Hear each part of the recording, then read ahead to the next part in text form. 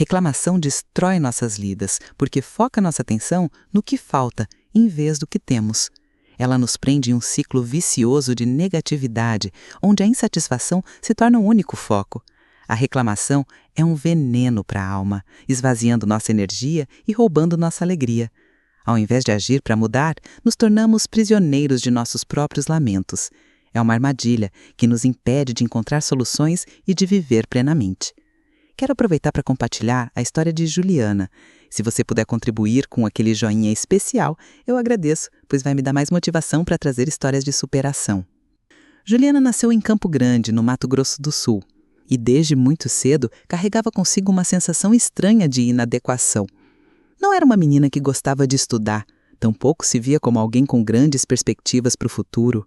Sempre achava que nada de bom acontecia em sua vida e, com o tempo, esse pensamento foi criando raízes tão profundas dentro dela que tudo parecia confirmar sua crença. Cada pequena dificuldade era transformada numa grande tragédia em sua mente, e cada pequeno acerto era engolido pela descrença. Era como se tivesse uma lente embaçada diante dos olhos, que a impedia de enxergar as pequenas belezas e os pequenos milagres que já estavam ali, presentes no seu dia a dia. Na adolescência, essa sensação de vazio só aumentou. Juliana via colegas sonhando com carreiras, falando sobre vestibular, sobre o futuro, mas não conseguia se imaginar indo além daquilo que vivia. Passava horas reclamando da escola, dos professores, das matérias, da rotina. Tinha a impressão de que todos estavam destinados a algo, menos ela. Era comum se sentir inferiorizada, comparando-se com as amigas que pareciam sempre mais inteligentes, mais bonitas, mais decididas. Em casa, ouvia os conselhos da mãe para se dedicar mais aos estudos, mas dentro de si crescia uma resistência. Acreditava que nada iria mudar, que nada daria certo. E isso a levava a repetir os mesmos comportamentos, reforçando um ciclo de insatisfação e desânimo.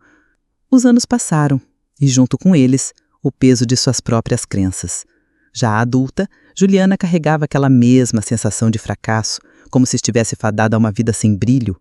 O pessimismo havia se tornado um hábito, e a reclamação era a linguagem mais comum em seus dias. Ela mesma não percebia, mas estava presa em um ciclo vicioso de pensamentos negativos que bloqueavam qualquer chance de mudança. Era como se a própria mente tivesse se tornado sua inimiga. Foi nesse cenário que algo inesperado aconteceu. Num dia comum, como tantos outros, Juliana ganhou de uma amiga um livro, O Segredo. O livro O Segredo explora. Ela não acreditava muito em leituras de autoajuda e, a princípio, deixou o livro de lado. Mas, em uma noite de insônia, resolveu abrir as primeiras páginas. No início, leu com um certo ceticismo, achando exageradas as promessas que ali estavam. Mas, à medida que avançava, algo dentro dela começou a se movimentar. O livro falava sobre a força dos pensamentos, sobre como a forma como enxergamos o mundo influencia diretamente aquilo que vivemos. Juliana se viu refletindo. Seria possível que todo esse tempo estivesse apenas focando no lado errado das coisas? A leitura despertou nela uma inquietação. Lembrou-se de situações em que coisas boas realmente tinham acontecido, mas que, no momento, ela tinha deixado passar despercebido por estar tão focada em suas próprias reclamações. Lembrou-se de professores que a encorajaram, de amizades sinceras que permaneceram, de pequenos momentos de alegria que nunca valorizara. Percebeu que talvez não fosse a vida que estava contra ela, mas a forma como escolhia interpretá-la. Essa consciência, embora incômoda, foi libertadora. Pela primeira vez, Juliana sentiu que tinha algum poder sobre o rumo da própria história. Ela começou devagar. Tentou a cada manhã agradecer por alguma coisa simples: o sol que entrava pela janela, o café quente na mesa, a saúde dos pais. No início parecia forçado, quase artificial, mas aos poucos o hábito foi se transformando em algo natural. Junto com a gratidão veio uma nova energia, uma vontade de olhar para frente em vez de ficar presa ao que não tinha dado certo no passado. Pequenas mudanças começaram a aparecer.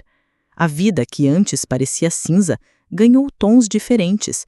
Situações que antes seriam vistas como fracasso passaram a ser enxergadas como oportunidades de aprender.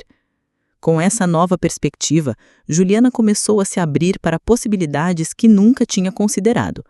A ideia de estudar, que antes lhe causava repulsa, passou a parecer uma chance de recomeço.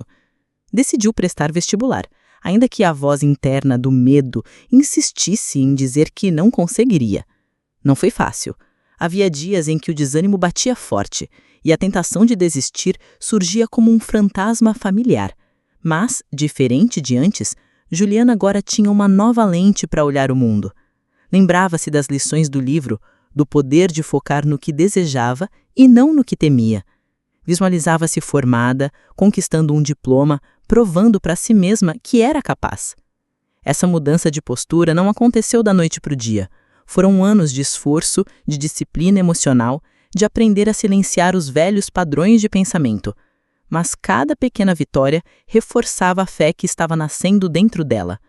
Quando finalmente entrou para a faculdade, sentiu um orgulho que jamais havia experimentado.